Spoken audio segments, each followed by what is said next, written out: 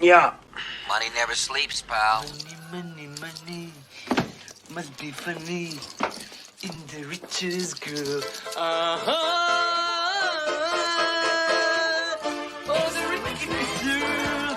If I get a little money. Il faut bien admettre en effet que quelques petits excès ont été commis.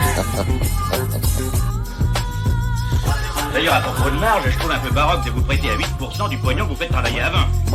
Money. Ils avaient le droit de faire ça? Pourquoi? Le droit.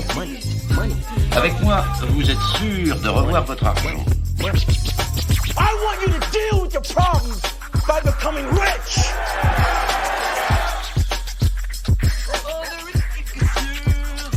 Je crois qu'il serait temps, messieurs, de tenir le langage du bon sens. Bonjour à tous, bonjour Anis, Bonjour Marc, comment tu vas? ça va? Donc Très Anis, bien. on nous a proposé un débat, donc c'est en finir avec l'usure et vers une monnaie libre. Donc on va chacun définir, si tu le veux bien, la notion d'usure. Toi qui es un grand spécialiste et qui aborde cette notion-là de manière implicite ou de manière explicite à travers tes travaux. Et moi-même à travers mes productions. Donc, je me permets de commencer à Nice, puis je te donnerai la parole après. Bien sûr. Donc, pour moi, c'est fondamental d'aborder l'usure.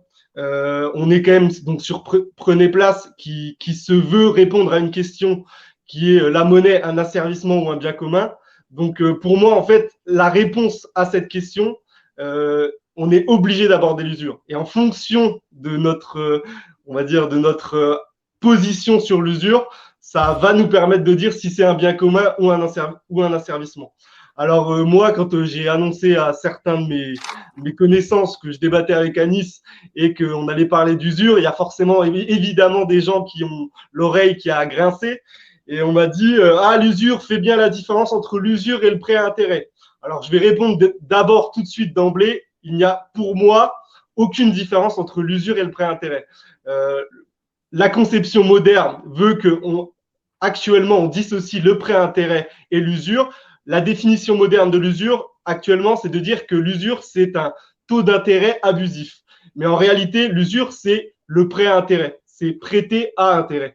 Et on va en reparler avec Anis. Au fil de l'histoire, il y a eu un glissement qui a fait abandonner l'éthique et la morale et qui maintenant nous fait dire dans notre société où notre système financier et le capitalisme est structuré par l'usure, et évidemment, ça nous a fait basculer vers l'usage du mot prêt à intérêt. On va y revenir. Alors, pour moi, la définition de l'usure, c'est assez simple. C'est en fait faire payer l'usage de l'argent. Donc, on va y revenir. J'avais notamment introduit dans le premier débat, l'acte 1, quand on en avait parlé avec Louis et Jean-Michel, j'avais introduit la notion de crématistique. On va sûrement en parler avec toi, Anis, comme je sais que tu es un disciple d'Aristote. Et pour moi, en fait, donc c'est ça, c'est faire payer l'usage de la monnaie. Et justement, la monnaie, qu'est-ce que c'est? Donc, on va en parler après, mais la monnaie, est-ce que c'est une marchandise comme une autre ou c'est justement quelque chose qui sert à faire circuler les biens, les marchandises et les services? Donc voilà, je m'arrête là et à toi, Anis. Alors, j'ai l'impression qu'en fait, il y a une guerre des mots et elle a été emportée par ceux justement qui tiennent le système et que initialement, justement, le prêt à intérêt qu'on appelait usure concernait le prêt à partir du premier centime, c'est-à-dire dès qu'il y avait un intérêt qui était payé au premier centime. Donc, c'est la notion de surplus par rapport à ce qui a été payé, c'est-à-dire qu'il faut payer ce qui a été emprunté et en plus payer un peu plus. Et donc pour moi, comme tu l'as dit, j'ai cette conception ancienne du mot usure et aujourd'hui on appelle ça intérêt. Mais à l'époque, si on regarde bien, que ça soit dans l'Ancien Testament, c'est néché, c'est une morsure, ou ça peut être aussi dans d'autres monothéismes. Comme dans l'islam, ils vont appeler ça soit qard, c'est-à-dire une morsure. Donc ça, c'est le prêt plutôt que l'usure. Mais on a tout le temps cette notion de morsure. ou sinon, dans l'autre sens, quand c'est une dette, c'est Dain, et ça veut dire d'une certaine façon humiliation. Donc, c'était des mots assez connotés du point de vue sémantique. Et même si on va dans d'autres cultures qui étaient pas du tout religieuses, comme on va prendre le bambara, c'est Juru, et Juru, c'est la corde au cou. Donc, de nos jours, ça fait très in de dire intérêt. Mais pour moi, ça reste complètement de l'usure, et j'espère qu'on aura le temps de l'expliquer pourquoi. Pourquoi même avec des petits taux d'intérêt, ça reste quand même quelque chose d'à peu près injuste. Et comme tu l'as dit, on parlera sûrement d'Aristote. Aristote, il dit c'est l'argent qui fait de l'argent en fait. Et donc c'est l'argent né de l'argent. C'est ce qu'il appelle l'usure. Et il trouve que c'est un peu haïssable comme activité. Donc voilà, et si on va aller un peu plus loin, et on aura le temps d'en parler, pour moi, la définition de l'usure, au lieu de parler de surplus, là où je la comprends le mieux, en fait, c'est quand je pense au vol du temps. C'est-à-dire, Saint Thomas d'Aquin parlait du commerce du temps. D'autres contemporains allaient plus loin, parlaient de vol du temps. Pour moi, l'usure, c'est tout ce qui est commerce du temps, le temps éternel qui n'appartient qu'à l'éternel, est accaparé par les êtres humains pour justement voler des morceaux de vie à d'autres êtres humains. Et donc, pour moi, l'usure, si je devais la définir en un mot, c'est le vol du temps. Très bien. Et ben, je te propose justement de répondre, qu'on analyse cette évolution, ce clivage et ce choix des mots du prêt intérêt et usure au fil du temps en abordant la nouvelle question. Et juste pour terminer la notion de définition, vous voyez qu'on a un avis tous les deux tranché et assez similaire sur l'usure, mais pour vous dire que c'est pas totalement infondé, c'est posez-vous la question entre l'usure, qui est la pratique générale du prêt intérêt, et le prêt intérêt, qui fixe la limite? À partir de quand le prêt à intérêt devient usure? Personne n'est capable de le dire. À partir de combien, quel taux le prêt à intérêt devient usure? Actuellement, personne ne le sait. Personne ne peut le fixer. Même dans une période actuelle où les taux d'intérêt sont négatifs, c'est pas pour ça que les pauvres s'enrichissent. On en reparlera sûrement après. On passe à la première question si tu le veux bien.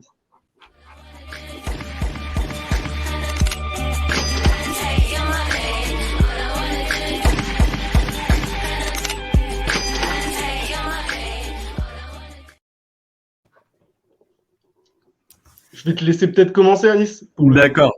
Juste pour parce que là, quand on regarde les taux d'usure, etc., surtout sur du court terme, moi je regarde, il y a des AGO qui sont à 17-18% en ce moment, donc on parle de taux négatifs, mais ce qui est important de comprendre, c'est ce qu'on a la notion d'écart de crédit. C'est-à-dire que les taux sont négatifs pour qui? Pour les ultra riches, les milliardaires, les multinationales et quelques États. Et donc, que ce soit des États de seconde zone ou des consommateurs lambda, des mamans isolées, des gens qui n'arrivent pas à joindre les deux bouts, eux, les taux négatifs, c'est très loin pour eux. Donc, quand on regarde, on va sur le site de la Banque de France et on regarde on regarde les taux qui sont appliqués. Il y a des crédits revolving qui vont jusqu'à 15-17%. Les crédits à la consommation, c'est 6-7-8%. Et donc, quand on regarde à des périodes où les taux étaient beaucoup plus élevés, même pour les États, quand ils étaient il y a une quinzaine d'années autour de 4-5%, entre 3 et 5%, eh ben,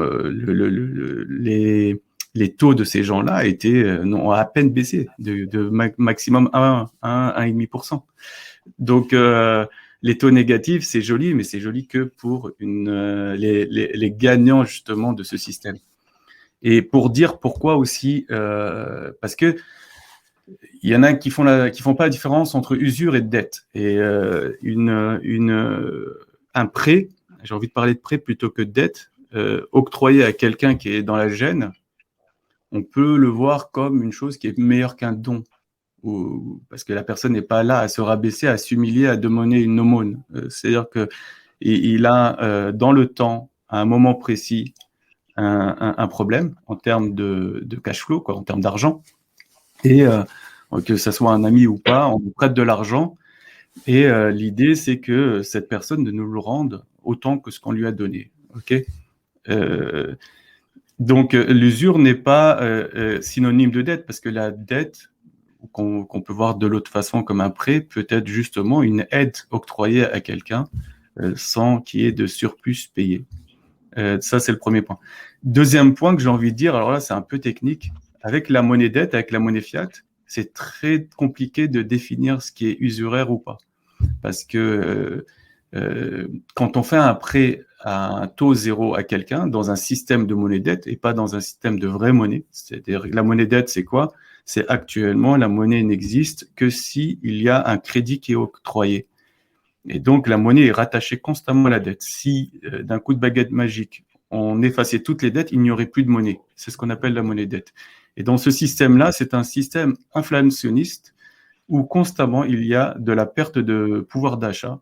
Et donc, la monnaie en tant que telle est grignotée. Vous avez un billet, il y a marqué dessus 100 euros, mais en réel pouvoir d'achat, vous perdez en pouvoir d'achat. Par exemple, si on prend les chiffres de l'INSEE, et on sait à quel point ils sous-estiment l'inflation, 100 euros d'aujourd'hui valent beaucoup moins cher que 100 euros de 2008. Et pourtant, on nous dit qu'il n'y a pas d'inflation. Mais en gros, il y a une perte de pouvoir d'achat sur 12-13 ans de 17%, avec les chiffres de l'INSEE. Moi, je pense que ça tourne plutôt autour des 30-35%. Et donc, en gros, vous avez perdu, avec le même billet, un tiers de pouvoir d'achat par rapport à 2008. Si vous voulez suivre les chiffres de l'INSEE, qui sont un peu traficotés, ou, pour pas dire traficotés, mais on va dire arrangés, c'est 17%. Donc, qu'est-ce que ça veut dire prêter sans usure? Est-ce que si moi, je prête 100 euros à quelqu'un et qu'il va me les rendre dans 10 ans, est-ce que on peut parler d'usure ou pas? Moi, je pense que on rentre dans le domaine de l'interprétation. Parce que pour moi, en termes de pouvoir d'achat, ce qu'il faut, c'est ne pas léser l'autre. C'est-à-dire qu'il faut lui rendre le même pouvoir d'achat.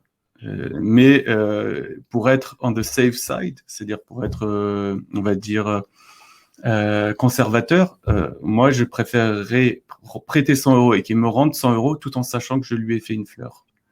Voilà, c'est pour pas qu'il y ait d'équivoque, on va dire. Donc, ça, c'est le deuxième point. Et le troisième point, ouais.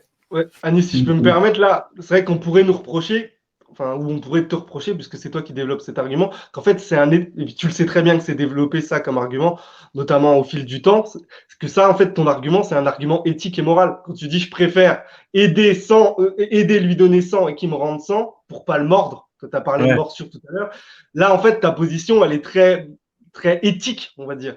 Mais il y a des gens qui vont te dire non, il faut être plus terre à terre, justement. Ils vont te dire avec des arguments mathématiques, ils vont dire non, moi l'argent, ça peut être je peux perdre un coût d'opportunité. Il y a un coût d'opportunité, donc moi, il faut que j'ai une rémunération parce que quand moi je te prête 100, je peux pas utiliser mes 100 euros pour faire autre chose. Alors, donc, qu'est-ce que tu peux répondre? Ouais, alors là, il y a 2 points. Là, ça devient très technique et ça devient intéressant en fait. Tu as bien fait de me couper. Alors, là, il y a 2 points. Par exemple, le premier point, moi, j'inverse complètement, en fait. Est-ce que le surplus d'argent qu'on a, une fois qu'on a fait nos dépenses, est-ce que ça doit être vu comme un privilège ou comme une responsabilité? Et là, ça répond à ta question, parce que si c'est vu comme un privilège, voilà, j'ai trop pris à la société parce que je suis plus intelligent que vous, ou plus fort, ou plus malin, ou plus chanceux, qu'importe. Dans ce cas-là, est-ce que cet argent qui est en surplus, que je n'arrive pas à dépenser, est-ce qu'il faut que je le thésaurise? Est-ce qu'il faut que je le prête avec intérêt? Donc là, c'est un énorme privilège. Ou est-ce que justement, je dois être pénalisé? Et donc ça, je pense qu'on va en parler dans la 3e partie. Moi, je pense qu'on doit être pénalisé. C'est une responsabilité, l'argent. Soit on la remet dans le circuit économique, ou soit on doit justement nous faire mordre. C'est-à-dire que, comme disait Gisèle, on va parler après, que l'argent doit moisir. C'est-à-dire qu'il doit s'éroder. Et donc, dans ce cas-là, je dirais à la personne, c'est pas un coup d'opportunité que tu as perdu, c'est un manque de responsabilité que tu as eu. Et donc, prête ton argent à zéro, ou sinon, moi, je veux t'en prendre un petit peu. Ça, c'est le premier point. Et la deuxième façon dont on peut voir ça, alors ça, comme tu parles d'éthique et de morale, moi, je te dis, je préfère être on the safe side, et même si je me sens lésé, mais je me sens pas lésé parce que c'est volontaire. Mais ce qu'il faut, c'est quand il y a un prêt, c'est de s'éloigner de la monnaie, de la définition de la monnaie, parce que tout contrat qui est sur la monnaie dette actuelle, je parle de la monnaie actuelle, tout contrat qui est sur la monnaie dette, en réalité, il porte sur un sous-jacent qui est la monnaie qui est sale. Moi, je le considère comme sale. Ok, on doit faire avec, parce que je peux pas acheter mon pain sans monnaie, je peux pas payer mon loyer sans monnaie. Mais s'il y a un contrat entre deux personnes, si on veut parler d'éthique, il faut s'éloigner, il faut sortir de l'équation cette monnaie. Et il faut lui dire, voilà, moi, je te prête 100 francs, tu vois, et je veux pas m'enrichir sur ton dos. Je sais juste que de nos jours, je peux acheter avec 100 francs un petit panier, 1 litre d'essence, 2 kilos de farine, un peu de sel, un peu de... Et dès qu'on passe à des choses qui sont fongibles et calculables à tout moment, en fait, lui dire, voilà, moi, ce que je veux que tu me rembourses, c'est ce panier-là. Et à la fin, dans 5 ans, on regardera les prix exacts de ces produits-là à tel endroit, comme on les a définis maintenant, et tu me rendras mon panier et on sera quitte. Voilà, ça, c'est une façon de s'éloigner, mais c'est une façon compliquée. Donc, c'est pour ça que je dis, tu prêtes 1 000 euros, 10 000 euros. Parce que j'ai vu des vraies histoires sur ça, où des gens voulaient se prêter de façon morale, éthique, religieuse, de l'argent sans intérêt. Et à la fin, il y en a qui se sentaient lésés. Vraiment lésés. Mais ça, c'est super intéressant parce que je pense que ta définition, donc on a déjà échangé ensemble, mais en fait, c'est totalement la conception aristotélicienne. Et en fait, toi, avec l'exemple que tu viens de donner, alors on pourrait te reprocher ou même moi me reprocher, par exemple, moi qui suis de culture catholique, toi de culture arabo-musulmane, on va même pas parler de foi, on pourrait nous reprocher justement d'aller trop sur l'éthique et sur la morale, mais en vérité, Aristote, je rappelle aux gens, Aristote, il n'était pas chrétien, il n'était pas musulman, il n'était pas juif, il était du monde antique païen. Et ben Aristote, il arrive à un moment où la monnaie est créée, c'est-à-dire où les Grecs commencent à la développer en Occident via les rois de Lydie et Philippe II de Macédoine, qui est le père d'Alexandre le Grand, commence à introduire la monnaie, c'est-à-dire la monnaie au sens moderne du terme, enfin le morceau de métal précieux estampillé par la cité. Et frappé dans l'intérêt du plus grand nombre, en fait, Aristote, il commence à développer une conception monétaire qui est la tienne, justement, et qui est la conception qui a prévalu pendant presque 2000 ans. C'est-à-dire, en fait, c'était le primat de l'usage plutôt que le primat de l'échange. La valeur, il préférait la valeur d'usage d'un objet que la valeur d'échange. Et sur la monnaie, qui n'est pas, en tout cas pour nous deux, qui n'est pas en fait un objet en soi, qui n'est pas une marchandise. Ouais. Voilà. Aristote, en fait, il a développé ce que toi, tu as dit avec des termes, pour vulgariser de termes plus simples, en fait, la crématistique, il a fait la différence entre la bonne fonction de la monnaie, qui est de considérer que la monnaie est un intermédiaire, un instrument de mesure, un moyen d'échange et une réserve de valeur. Et il a dit qu'en fait, cet outil, alors c'est là où je vais être en désaccord un peu avec Louis, où Louis m'avait interpellé, il avait dit la monnaie, c'est une technologie, elle est forcément pas neutre, parce que Louis est un disciple de Jacques Ellul, donc il m'avait dit il y a toujours une intention quand il y a une technique et une technologie. Oui, surtout, tu l'as dit, avec la monnaie scripturale et l'argent dette, il y a vraiment une intention qui va d'ailleurs du côté de l'asservissement, on en reparlera dans la troisième partie. Mais comme tu le dis très bien, en fait, la crématistique, qui est en fait le mauvais usage de l'outil monnaie, considère qu'en fait la monnaie, c'est équivaut à de la marchandise.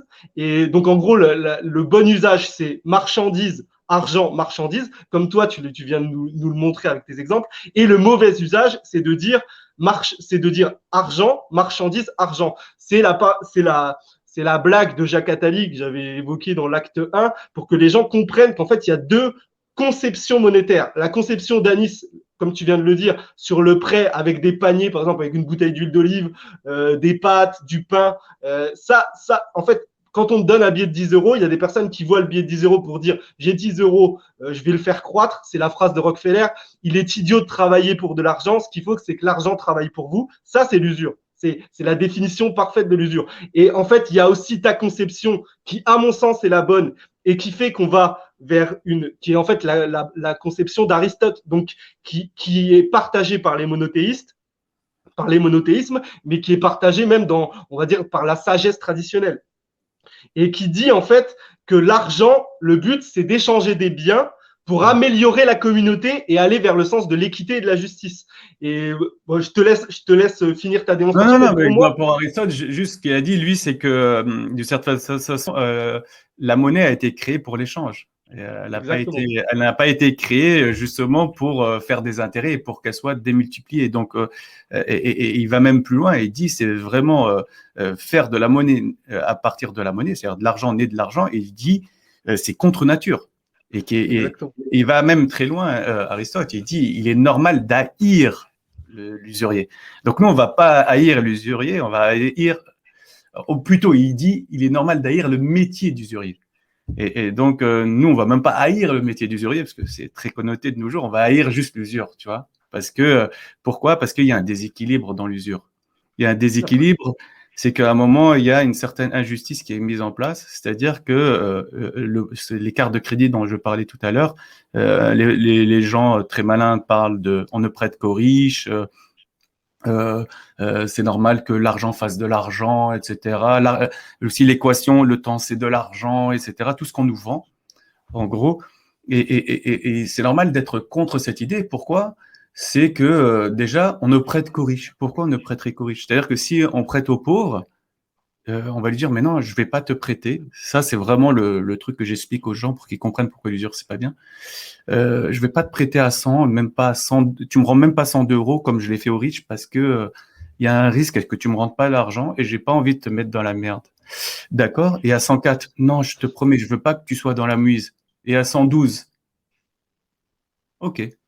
Et tu vois, là, il y a un problème. Comment tu veux pas lui prêter à 100, tu veux pas lui prêter à 102, tu veux pas lui prêter à 104 et à 112, ouais. Il faut que les gens comprennent que pourquoi, et pour moi, l'origine des classes sociales, elle est née là, à ce moment précis, la lutte des classes.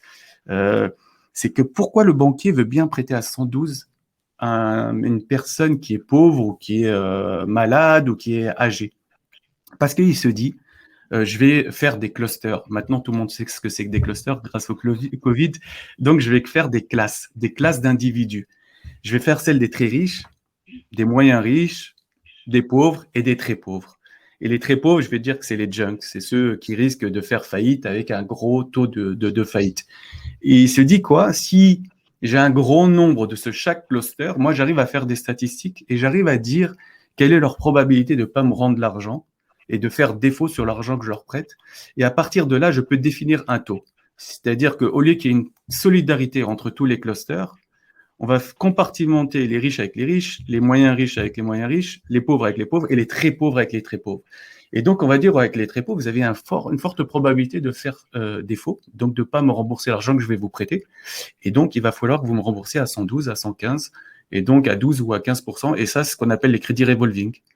Et donc, là est née l'injustice, c'est que d'une certaine façon, on se croirait dans le Titanic. D'ailleurs, on se demande pourquoi aussi le Titanic a dû s'éclater en mer. Il y avait beaucoup d'usuriers au sein du Titanic. Mais voilà, on a fait la même chose, on a fait des classes. Et ça, quand il s'agit d'un bien public qui est un bien d'échange, ça, ce n'est pas normal. Surtout qu'il faut comprendre qu'aujourd'hui, quand un banquier vous prête de l'argent, ce n'est pas son argent. L'argent est créé de nulle part. Il n'a que 2-3% de cet argent. Donc, s'il est créé de nulle part, c'est qu'il est à nous tous. Et s'il est à nous tous, c'est à nous de mettre en place des règles qui fassent en sorte qu'on s'entraide et qu'il y ait de la mutualisation des risques. Et que c'est normal qu'on prête à des taux bas, si on veut parler dans un monde d'usure. Moi, je suis contre, mais à des taux bas aux pauvres comme aux riches. OK ? Et qu'il faut qu'il y ait une certaine solidarité. Et c'est très intéressant ce que tu dis, parce qu'en fait, à travers l'histoire, tu le sais, le prêt à intérêt, notamment sur les sociétés païennes, on va dire, qui sont pas les sociétés monothéistes, par exemple le Code Hammurabi. Le Code Hammurabi, c'est les premières traces de législation d'encadrement de l'usure. Le Code Hammurabi, il encadrait, bon, c'était des gros taux, hein, mais 20% ou 33% d'usure, et c'était autorisé, mais je veux dire, de manière parallèle, il y avait des politiques d'annulation des dettes, ce qu'on appelait mouiller la tablette, casser la tablette. L'usure était autorisée. Tu as fait le parallèle tout à l'heure entre l'usure et la dette. En fait, tu le démontres bien.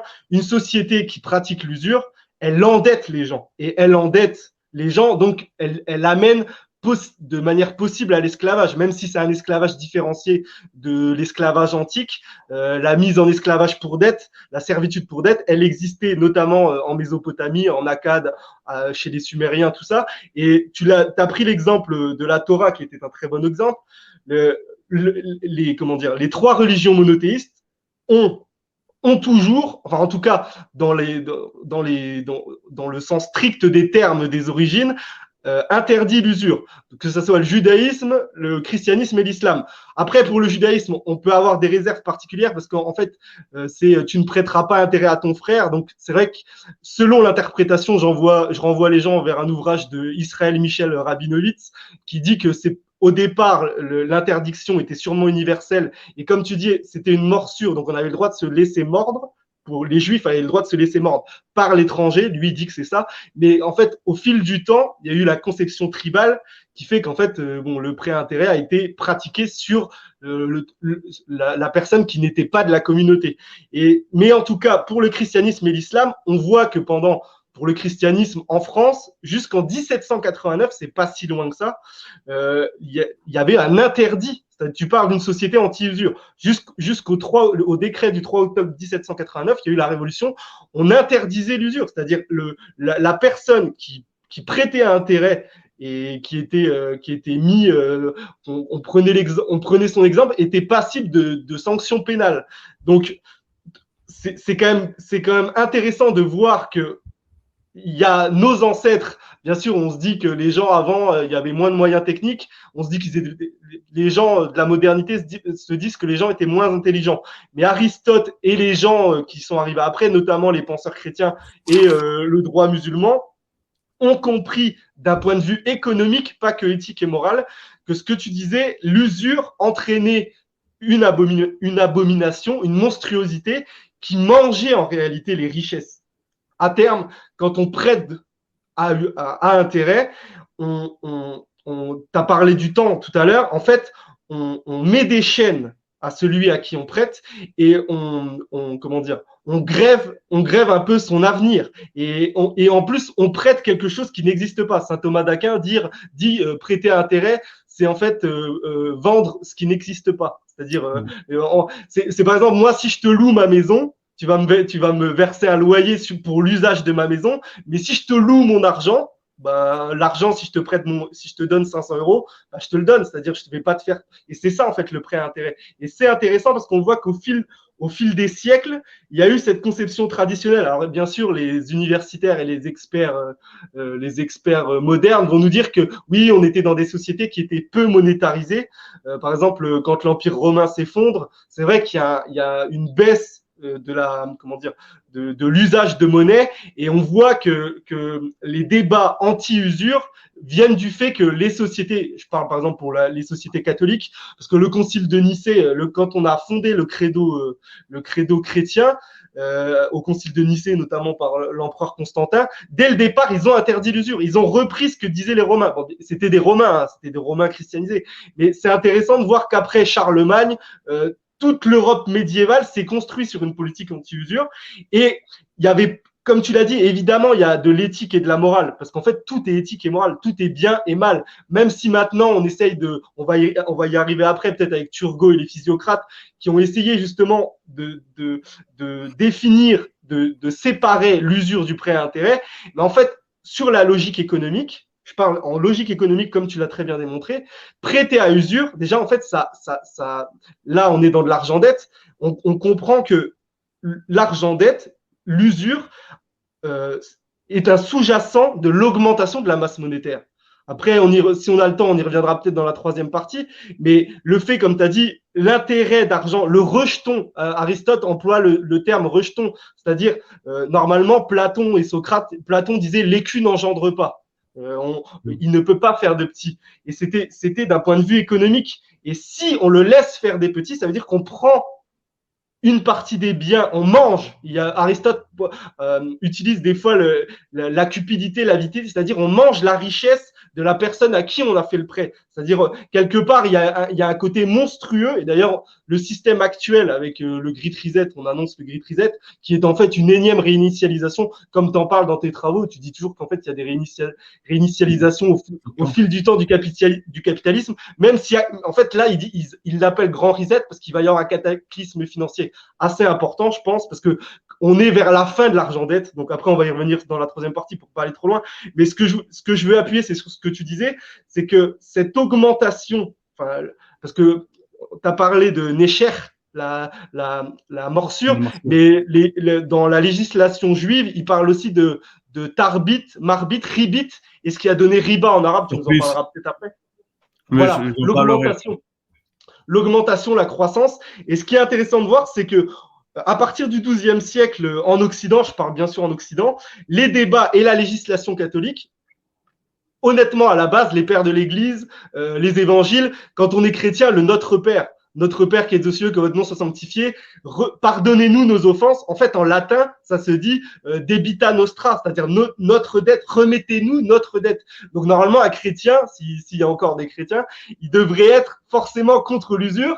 Je parle évidemment en France. La culture catholique et la culture française, en théorie, elle est, et à travers l'histoire le démontre, elle est très très anti-usure, même au niveau de sa doctrine économique, notamment la doctrine sociale de l'Église, la doctrine sociale de l'Église, on en reparlera peut-être en troisième partie.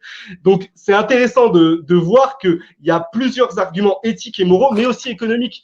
Là actuellement, on voit des petits restaurateurs qui vont mourir, plein de petits indépendants. C'est parce que, comme tu l'as dit, on est dans un système d'argent-dette et de système financier qui s'est construit autour du crédit et où il n'y a pas de sous-jacent productif et réel. Et en fait, c'est ça qui emmène au fait que les riches, on va dire les ultra riches, mangent la richesse. Bernard Arnault, tu as fait des trades, on en reparlera peut-être après, mais Bernard Arnault, tu l'as dit très bien, qui profite des taux négatifs qui sont pourtant bas, c'est Bernard Arnault. Tu l'as très bien démontré dans tes travaux. Et en fait, ça, c'est intéressant de voir que jusqu'en 1789, on avait en tout cas un préjugé, même au niveau économique, que c'était une mauvaise chose que l'usure soit banalisée. Je m'arrête là, mais au niveau historique, c'est fondamental que les gens comprennent que nous n'avons pas toujours été dans des bonnes dispositions par rapport au prêt à intérêt. Il y a notamment Calvin qui va changer la donne et qui va faire cette différenciation entre l'usure et le prêt à intérêt. Tout à fait. Vu que tu as parlé du judaïsme et des scolastiques, etc., et de Calvin, et un peu d'islam, en fait, moi, quand j'ai travaillé sur les travaux, pour être honnête, j'étais complètement dégoûté par les hommes, en fait, des religions, à part les scolastiques, d'ailleurs, qui sont restés cohérents avec eux-mêmes. Mais tous les autres, en fait, ils s'arrangent. Ils s'arrangent soit avec les riches ou soit avec le pouvoir. Parce que je n'arrive pas à croire, par exemple, comme tu le dis, je suis français, mais de culture musulmane, j'ai la foi en un Dieu et celui de l'islam, qui est le même d'ailleurs que le judaïsme ou le christianisme. Mais au-delà même de cette foi, si je monte encore plus haut que cette foi, c'est-à-dire juste spirituellement, je me suis rendu compte à quel point les êtres humains peuvent faire des croche-pattes au texte, à l'essence même des textes. Et par exemple, quand je lis la Torah, 5 fois dans la Torah, l'usure est interdite, mais de façon, mais sans équivoque. Et il y a des malédictions terribles concernant tous ceux qui justement vont faire de l'usure. Par exemple, que in fine, ils vont tous être ruinés, ou qu'au jour de la résurrection, ils ne se lèveront pas. Ça, religieusement, c'est une des pires choses qui puissent arriver. Mais je me suis dit, mais comment les gens ont pu s'arranger? Par exemple, j'arrive pas à croire, moi, que dans ce monde musulman, personne n'ait pu voir justement l'usure arriver. Est-ce que ce que je me pose comme question, parce que ça arrivait, c'est comme ça que la malédiction est arrivée, celle du colonialisme ou celle de la chute de l'Empire ottoman, c'est que ils ont été justement attaqués par l'arme de l'usure.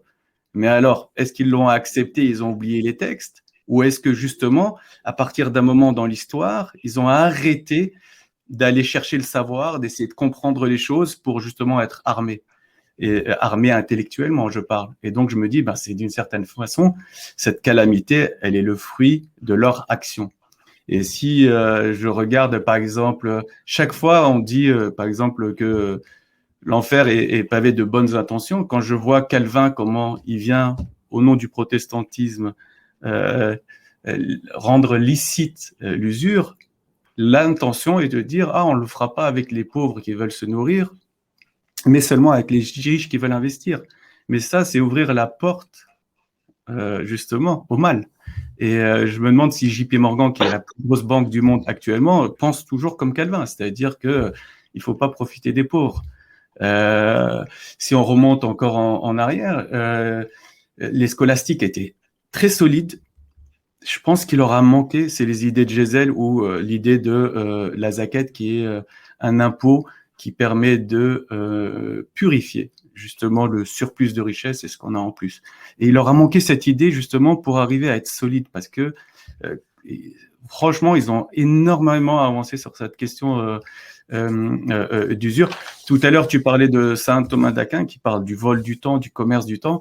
Il y a aussi Thomas de Chauban, j'aime bien quand il dit l'argent qui dort ne produit naturellement aucun fruit. C'est-à-dire que pourquoi quelqu'un qui a de l'argent et qui le prêterait à usure ou de nos jours emprunterait à 0%, pour moi aussi ça c'est de l'usure, emprunter à 0%, investir dans des actions, toucher du 3% en dividendes, pour moi ça c'est une capacité d'endettement qui est liée à ça, à ce qu'il peut apporter en garantie, en collatéral. Derrière il va acheter des actions, il va toucher du dividende pour sucer le fruit de l'autre, le travail de l'autre, la sueur de l'autre. Et pour moi, ça, c'est de l'usure. Alors qu'à l'origine, je suis pour le capital, je suis pour le dividende à titre personnel quand il y a un risque partagé, mais pas quand ce capital est acheté avec dette. Tu vois ? Et donc, voilà, lui aussi, il a trahi. Et quand Anis, si je peux me permettre, il faut vraiment, justement, valoriser ce que tu dis et appuyer, parce que on pourrait te reprocher ou nous reprocher. Après, toi, tu as travaillé dans le milieu de la banque, donc bon, ils peuvent te reprocher plein de choses, mais pas ça. Mais tu sais comment ça marche techniquement. Mais on pourrait nous reprocher de dire oui, mais s'il n'y a pas d'usure, il n'y a pas d'activité économique, il n'y a pas de création de richesse. Mais c'est là où ce que tu dis est important, c'est que en fait, au Moyen-Âge, l'époque médiévale ou les penseurs antiques, condamner le prêt à intérêt, mais ce que tu as dit, c'est fondamental. En fait, il peut y avoir du financement, mais il faut que tu peux prêter de l'argent, mais notamment au Moyen-Âge, ils acceptaient dans ce qu'on appelle la societas, et un financement, mais tu dois participer au risque. On en parlera peut-être après avec la participation, le capital, la participation et l'association du capital et travail. À l'époque médiévale, on a parlé de saint Thomas d'Aquin. Saint Thomas d'Aquin dit, dans le cas d'une association où le prêteur, enfin pas le prêteur, moi je dirais plus le financeur, celui qui apporte l'argent, si il met cet argent, c'est-à-dire nous on fait une association tous les deux, je te donne de l'argent, mais je participe à la perte comme au bénéfice, là c'est accepté. Et ça, c'est important de le comprendre. Parce qu'en fait, l'inverse de l'usure, ce n'est pas la non-création de richesse. Les gens, en fait, ont trop l'habitude de voir l'argent comme un facteur de production, ce qui est vrai. L'argent peut être un facteur de production, mais ce que tu as dit est fondamental. En fait, l'usure, c'est l'amour de s'enrichir sans travailler. Et en fait, il y a un célèbre livre. Sans prendre de risque, le risque de contrepartie, le risque de faillite. Mais en général, ça, si on regarde les Médicis, comment ils se sont enrichis, c'est justement en prenant ce risque-là et après en dépossédant les gens de leurs terres. C'est comme ça que ils ont réussi à devenir l'équivalent des milliardaires du Moyen-Âge. À tel point ils étaient milliardaires. De nos jours, les milliardaires, quand ils sont très très riches, soit ils vont au pouvoir comme Trump, ou soit ils achètent des politiques ou des médias, etc. Je ne veux pas dire qu'il a acheté des politiques, mais Bernard Arnault ou Drahi ou Bolloré, ils achètent des médias et donc ils pèsent sur l'opinion publique. Mais à l'époque, pour peser dans l'opinion publique, et ça c'est un comble, vraiment un comble, comment les Médicis qui ont construit leur fortune sur l'usure, comment ils ont pu placer 2 papes dans une église qui était censée être contre l'usure. Et je me dis, justement, maintenant les Médicis n'existent plus. Et que ça me rappelle justement ce que j'ai dit avec, d'une certaine façon, il n'y a plus de lignée des Médicis. Donc à un moment, la lignée s'est arrêtée. Et ça m'a rappelé l'histoire que, in fine, ce que disait un des rabbins, qui disait qu'à la fin, in fine, ça ne mène nulle part. Cette augmentation de richesse, ça ne mène qu'à la ruine. Ok ? Et donc c'est un peu ça l'idée. Et si je reviens un peu au Médicis, ils ont placé 2 papes, mais ils ont aussi placé 2 reines. Et donc, voilà où amène l'argent. Et ce que j'aimerais dire aussi, parce que les gens vont se dire, mais attendez, il y a 15 ans, par exemple, l'État empruntait à 4-5%. C'est pas énorme, c'est pas des taux énormes. Nos parents empruntaient à 12% pour acheter un appartement dans les années 90, c'est pas énorme. Moi, j'ai un grand frère qui a emprunté à 5% en 2006, 2007. C'est pas énorme, etc. Mais alors, je vais expliquer avec 2 petits exemples pourquoi c'est énorme. Par exemple, quelqu'un qui a emprunté en 2007 sur 20 ans à 5%, comme c'était le cas à l'époque, lorsqu'il va travailler et payer son premier loyer, c'est-à-dire pour rembourser son crédit, 60% du crédit est de l'intérêt. Donc en réalité, il a travaillé, il a remboursé 60% au banquier sur de l'argent qu'il n'avait même pas. Et c'est pour ça qu'à l'époque, en 2008, alors c'est un graphe de Natixis, ça, à l'époque, dans les pays de l'OCDE, les banquiers tiraient 20%, 18% des richesses créées grâce justement en chiffre d'affaires, grâce justement aux intérêts, aux commissions, aux AGO, etc., aux frais de fonctionnement pris aux pauvres. Ils tiraient 20% de la richesse créée. D'une certaine façon, tous, en moyenne, à chaque fois qu'on va travailler, on leur offre une journée de travail. Et ça, c'est énorme. Ça, c'est le premier point. Et le deuxième point, pourquoi même des taux d'intérêt qui semblent faibles, comme 4-5%, pourquoi c'est énorme? Je reprends tout le temps l'exemple de Marguerite Kennedy qui dit que quelqu'un qui a investi l'équivalent d'1 centime d'or de l'an 2000, donc 1 centime, elle l'investit en l'an 0 avec intérêt à 5% annuel. Et à chaque fois, c'est reconduit de génération en génération. En l'an 2000, ils ont 410 milliards de fois le poids de la Terre en or. 410 milliards de fois le poids de la Terre en or. En gros, s'il n'y avait pas de rupture par ce que tu appelais le Great Reset, par des réinitialisations, par de la peste, par des crimes, des guerres, ce que tu veux, à la fin, si ça se fait naturellement, à la fin, le monde n'aurait qu'un maître.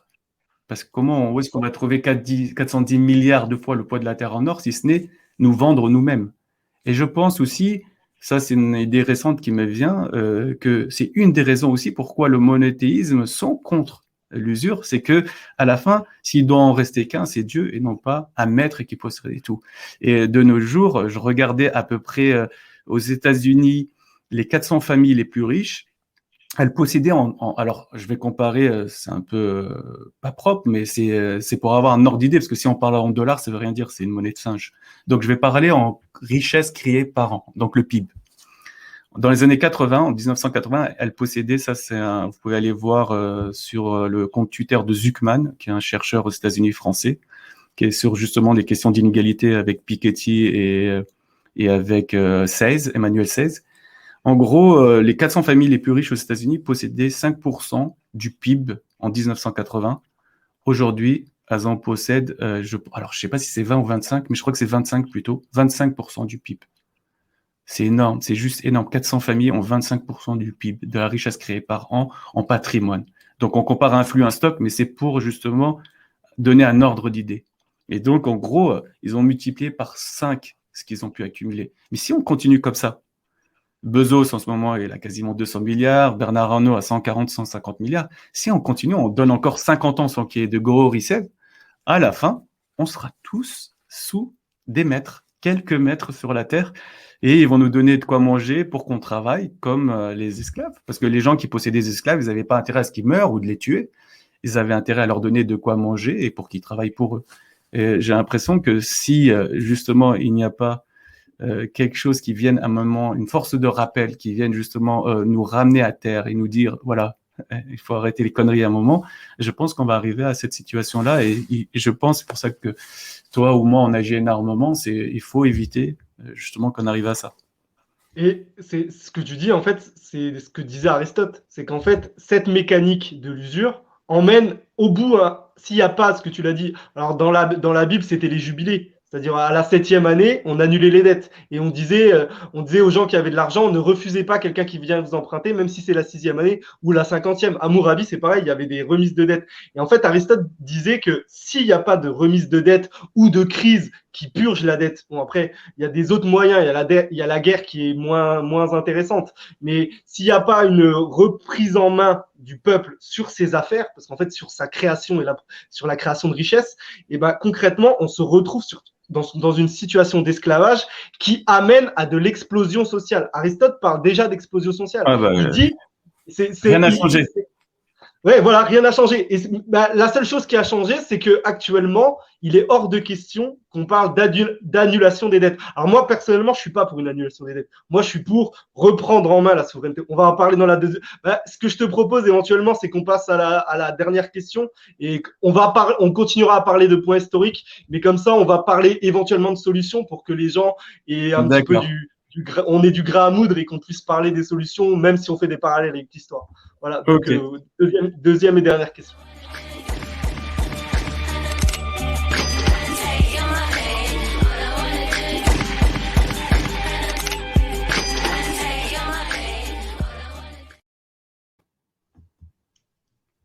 Ouais, comme je te le disais, en fait, c'est comme tu l'as dit, à la fin, si ça reste comme ça, que ça soit BlackRock, on le voit quand on voit le poids de BlackRock dans l'économie américaine ou même dans l'économie française, c'est énorme. BlackRock, ils ont des parts dans toutes les grosses sociétés au monde. 9 000 milliards. 9 000 milliards de... Mais rien que quand on dit le montant, ça paraît surréaliste. Et depuis la crise du Covid, on se dit que c'est exponentiel. Tu parles souvent de boule de neige, toi. Ouais. L'effet boule de neige avec l'usure, mais c'est exactement ça. En fait, si on n'arrête pas au bout d'un moment le cycle de l'usure, et comment on arrête le cycle de l'usure? En mettant le travail. C'est-à-dire la phrase de Lincoln, c'est-à-dire le capital n'existerait pas sans le travail. Par contre, le travail peut exister sans capital. Faut comprendre qu'au bout d'un moment, moi aussi, hein, je suis pour la petite propriété privée et le capitalisme entrepreneurial de papa, on va dire. Donc, je suis pas forcément contre le capital. Mais ce qu'il faut comprendre, c'est qu'au bout d'un moment, si le monde du travail ne se met pas en opposition frontale avec la dégénérescence du capitalisme, parce qu'il faut l'appeler comme ça, l'usure, en fait, c'est à terme, ça va aussi contre le capital, il y aura aussi une destruction. Tu l'as très bien dit, l'usure entraîne une spoliation, c'est-à-dire, en fait, il y a un transfert de richesse qui se fait des classes les plus pauvres vers les plus riches. Et on est obligé, au bout d'un moment, de se dire, soit on annule tout, donc par une remise à zéro, même si j'ai parlé de Great Reset. Le Great Reset, en fait, ça va être une remise à zéro, mais au bénéfice des plus riches, évidemment. Le projet du Great Reset, c'est la remise à zéro par la décroissance et faire en sorte que ça soit toujours les mêmes qui payent, c'est-à-dire les classes les plus pauvres. Donc, mais ce qu'il faut vraiment porter, c'est qu'il est possible, par le biais de la monnaie, notamment, moi, là, je vais introduire directement les solutions, après tu me diras ce que tu en penses. Moi, personnellement, je pense qu'il faut, alors c'est plus facile à dire qu'à faire, mais qu'il faut impérativement retrouver notre souveraineté monétaire. C'est-à-dire, à l'échelle nationale, il faut reprendre en main notre monnaie et comment dire, donc déjà avoir notre propre banque centrale et au moins nationaliser une partie partiellement le secteur bancaire qui, depuis 2008, en fait, en 2008, pas mal de banques ont fait faillite et elles ont été renflouées par les États. C'est le principe du too big to fail. Sarkozy, chez nous, il a dit oui, tenez, le contribuable allonge et puis vous nous rembourserez vite fait. Mais en fait, les banques, là si on est un vrai bon capitaliste, un vrai bon libéral, on n'a pas parlé de Turgot qui avait changé la symétrie par rapport à l'emprunteur et au créancier. Et ben, si on est un vrai bon libéral, on se dit que la personne qui peut plus payer, la société qui peut plus payer, on la liquide, c'est-à-dire elle fait faillite. Et là, actuellement, on est dans une société où l'illusion monétaire, par le biais de l'argent-dette, on est dans un système qui est totalement surréaliste. Tu as parlé des montants de la capitalisation de BlackRock. En fait, actuellement, on est dans un paradigme qui est étrange. C'est-à-dire même les banques qui se comportent mal, parce qu'ils font mal leur travail, même dans un système qui est déjà vicié, elles ne tombent plus. Et c'est là la problématique. Et c'est pour ça que les peuples doivent impérativement, moi, à mon sens, reprendre la souveraineté monétaire et adosser leur souveraineté monétaire à un actif concret, parce qu'on en parlera peut-être, mais l'usure, c'est aussi une fiction. Et comme disait Platon, l'argent n'est qu'une fiction. L'usure est une fiction. C'est une fiction de fiction. Le capitalisme, c'est structuré sur un ensemble de fictions. On pourrait parler de l'argent qui qui est une fiction, même s'il a un intérêt. L'usure est une fiction. Les réserves fractionnaires, tu le sais très bien, c'est une fiction. L'effet de levier qui est lié aux réserves fractionnaires est une fiction. L'indépendance des banques centrales est une fiction. Donc, là où la monnaie a intérêt à lier les gens pour créer une communauté, c'est-à-dire pour que c'est un commun, la monnaie, c'est pour répondre au débat, c'est pour faire en sorte que chacun ait sa part dans un système le plus équitable et le plus équitable possible. Il est important qu'on reprenne le droit de seigneuriage et qu'on adosse la création. Moi, je parle en mon nom, je pense que tu seras peut-être pas forcément d'accord. Je pense qu'on adosse la création monétaire, qu'on l'encadre par du concret, c'est-à-dire pour moi le bimétallisme, c'est-à-dire l'or et l'argent métal. C'est pour moi la seule solution pour concrètement pas interdire l'usure, pas annihiler l'usure, parce que c'est impossible, et surtout maintenant, c'est compliqué de revenir à une société ou à éduquer les gens dans un système anti-usure. Mais en fait, il faut maintenant faire le choix du travail contre le capital, du travail contre l'usure. C'est un célèbre livre d'Ezra Pound, j'en profite pour le citer. Et il faut faire ce choix-là, et notamment, on pourra reparler aussi des théories de Silvio Gesell qui sont très intéressantes et que tu as évoquées tout à l'heure. Mais en fait, concrètement, pour s'opposer à ce monde virtuel où les gens qui ne prennent pas de risques, qui quand ils se trompent ne vont pas en prison, et qui quand ils volent ne vont pas en prison. Les clochards qui volent un fromage vont en prison. Par contre, Goldman Sachs ou JP Morgan qui volent, qui clairement, eux ne vont pas en prison. Il n'y a jamais personne qui va en prison.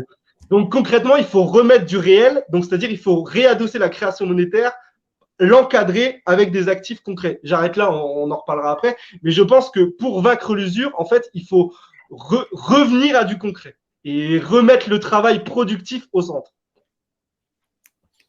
Donc, je vais juste revenir 2 minutes sur la question d'avant, parce que comme ça, je pourrais avancer. Ouais.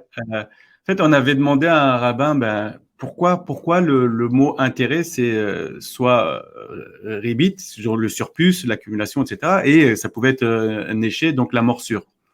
Et donc, ça fait un peu l'idée de la morsure du serpent. Ça fait très, très peur. Et lui, il avait vraiment donné une belle image. C'est un peu l'image que je donne tout le temps de la boule de neige, qu'au début, elle est sympathique, elle est petite, mais quand elle arrive en bas de la montagne, elle peut faire des ravages. Et lui, il dit, en fait, l'usure, au départ, elle engendre qu'une plaie anodine, c'est-à-dire la morsure.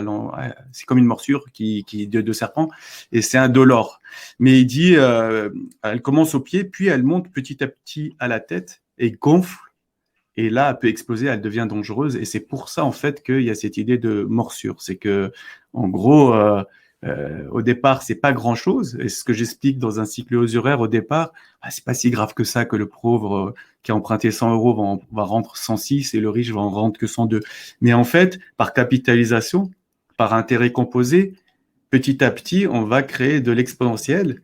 Et les écarts de richesse vont exploser. Et donc là, on risque le chaos social. Et ça, le chaos social, pourquoi ça me touche moi personnellement, et je pense que ça touche aussi, c'est qu'on touche à la justice. Et donc là, je vais citer encore Thomas d'Aquin qui disait que le vol usuraire est un péché contre la justice. Donc il lie l'usure à la justice. Et en fait, dès qu'il y a usure, et c'est ce que je dis, moi, la monnaie, elle est née de l'usure, c'est-à-dire que d'aujourd'hui, la monnaie, c'est la coquille de la dette avec intérêt. Il n'y a de monnaie que s'il y a de la dette avec intérêt. Et donc, à partir de là, on a mis le poison de l'usure dans la monnaie. Et une fois qu'on a mis le poison de l'usure dans la monnaie et qu'on sait toutes les injustices que ça crée par rapport aux plus fragiles, etc., et l'avantage que ça donne aux plus riches, ça y est, la monnaie, elle est déséquilibrée. Donc, à partir de ça, tout est déséquilibré. Et donc, il faut rééquilibrer. Et là, quand j'ai fait mes recherches comme toi, j'en ai voulu justement à des gens comme Calvin et ceux qui les ont suivis, et un peu aux physocrates qui sont un peu dans la lignée de la pensée de Calvin, de dire la monnaie est une marchandise comme une autre. On loue bien un appartement, pourquoi je ne pourrais pas louer une monnaie, de l'argent, et faire de l'argent de l'argent. Il y a rien de mal à ça. Et en fait, dès qu'on a ça, on arrive justement aux questions que s'était posées Proudhon. Donc, on est au milieu du 19e siècle, donc il y a quelqu'un comme Victor Hugo ou comme Proudhon, etc., qui vont justement avoir un soubresaut de morale et dire, bon, on va s'attaquer justement à ce système qui fait travailler nos petits-enfants 7 jours sur 7 et des heures, parce que tout le monde croit qu'au Moyen-Âge, on travaillait autant qu'au 19e siècle. C'est pas vrai. C'est l'avènement justement de ce capitalisme, j'ai pas envie de dire protestant, mais presque, tu vois, qui a fait qu'au 19e siècle, les gens travaillaient et donnaient leur temps, leur temps.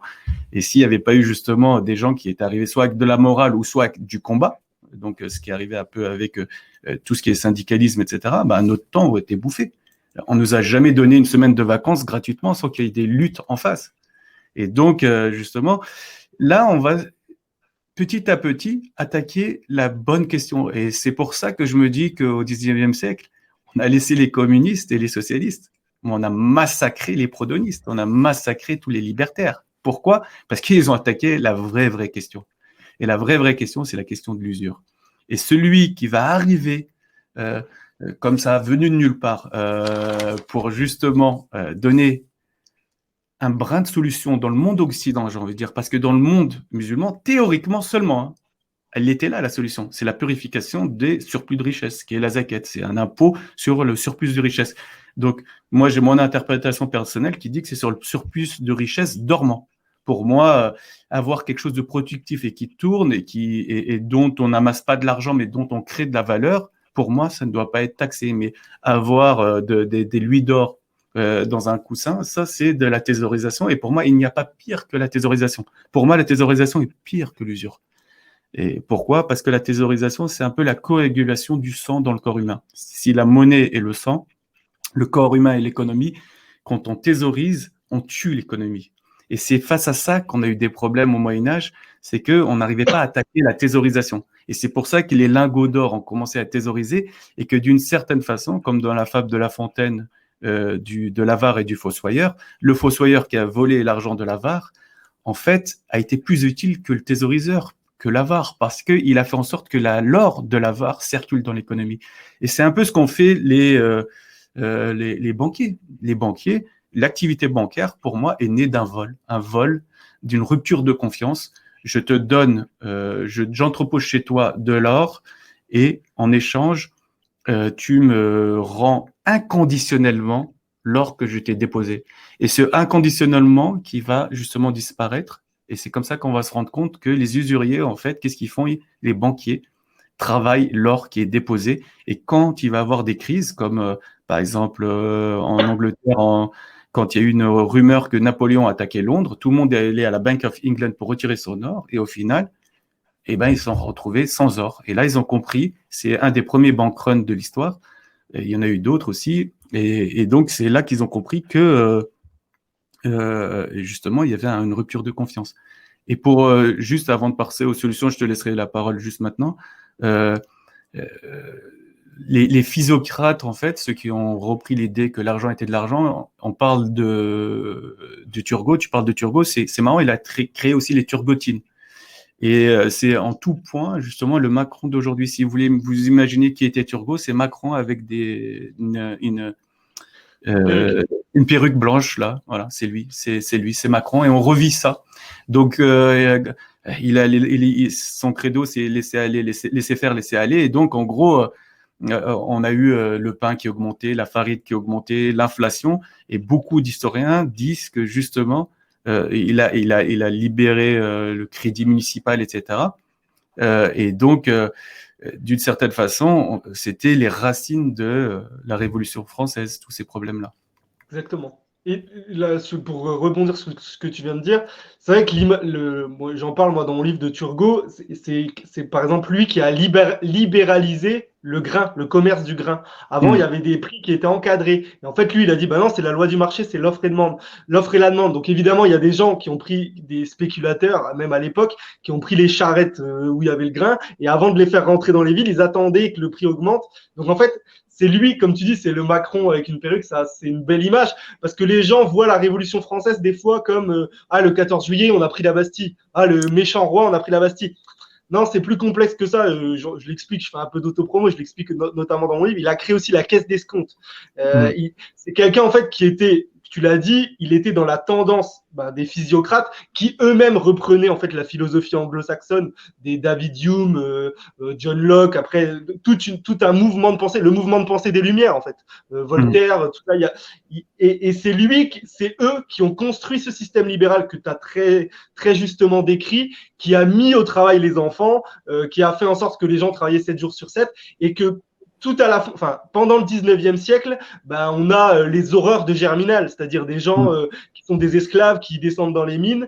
Et le système, parce que j'ai parlé du décret du 3 octobre 1789, c'est totalement ça. En fait, l'usure a été libérée complètement. Ça n'a pas été un décret qui a dit bon, on l'autorise, mais on l'encadre. C'est-à-dire, non, en fait, il y avait des projets d'encadrement, mais ce que tu as dit, on considère désormais l'argent comme une marchandise, c'est même la Convention qui l'a décrété. Après, ça a été un peu, avec Robespierre, tout ça, ça a été un peu amenuis, c'est-à-dire les gens se sont un peu révoltés contre ça, mais en fait, on a changé totalement de conception, et tu t'as parlé de Proudhon.